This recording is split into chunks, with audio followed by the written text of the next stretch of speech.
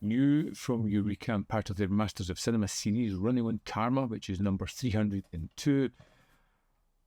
I wasn't prepared for this movie. Now, I have loved Johnnie To films, but they have put out in Eureka have been terrific, from Mad Detective to PTU to Running Out of Time. They've all been incredibly fun, and I have found Johnnie To to be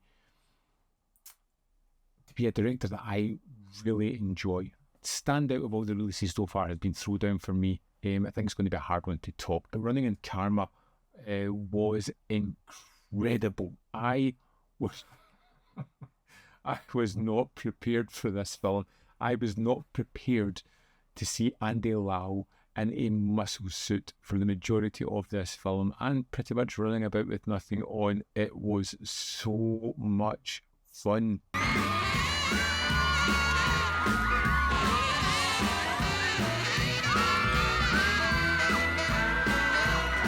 Andy Lau plays Biggie, a ex-monk who is now a bodybuilder that can also see people's past lives and I'll tell a little bit of their future.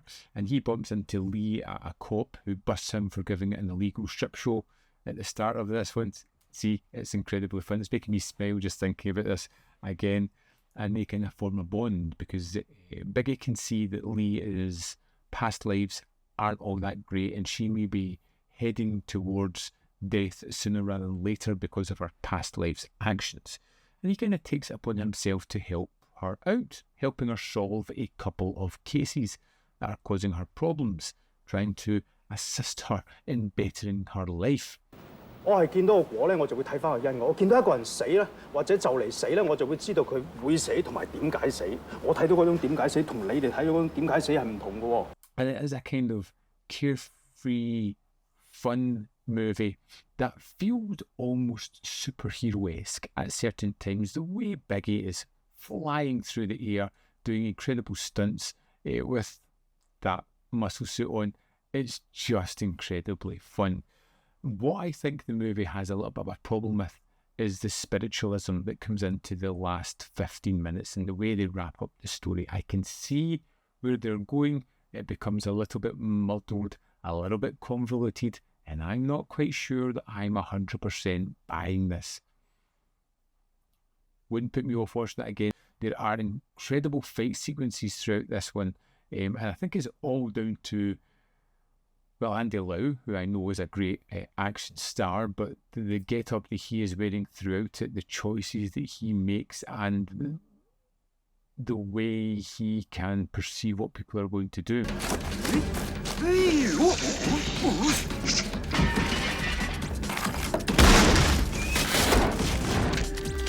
There is a sequence where he is fighting a Indian contortionist as he's hiding through air vents. And it's one of the most just smile-inducing, fun, endearing action set pieces I've ever seen. It's a world where you feel as if there's not a lot of comeuppance. People are going to just ease through this one. Or that's how it feels for the first half anyway. There is this kind of love story as well between Biggie and Lee. He wants to save her. She is the unwitting damsel in distress, not realising the situation she is in. And Biggie will do everything he can to look after her.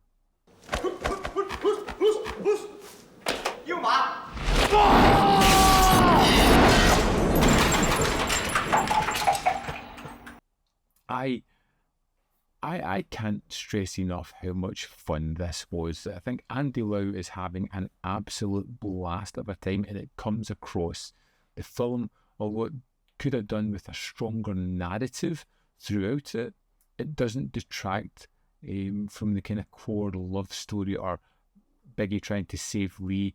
That does kind of permutate these almost vignettes that come through it. You know, you get the first case of the murderer, which is the first half hour, and that's terrific. And if it was these two working to stop a killer, it would have been pretty terrific. But we move on to different cases and different situations and going back to past and looking at past lives and actions and how it almost creates a destiny for you.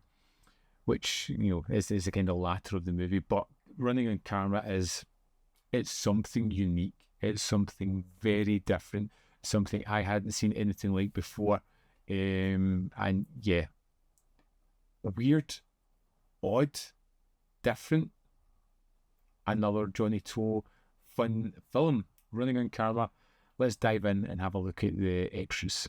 Here we are in the disc for Running on Karma. We have the film with Cantonese stereo, audio commentary with Frank Zheng and F.J. DeSanto, second commentary with Frank Zheng, The Whirlwind, an interview with Gary Bettinson, which pretty much focuses a lot on the partnership of the directors, the team, the production company they had, how they kind of made movies. They tried to make a popular one and then a more intimate story, and just lots of tales about that. Then we have an archival making of, and this is 18 minutes, 39 seconds, and it's pretty much the directors, the stars, just talking about bits about the movie, try to build up the hype. There is also an original theatrical trailer.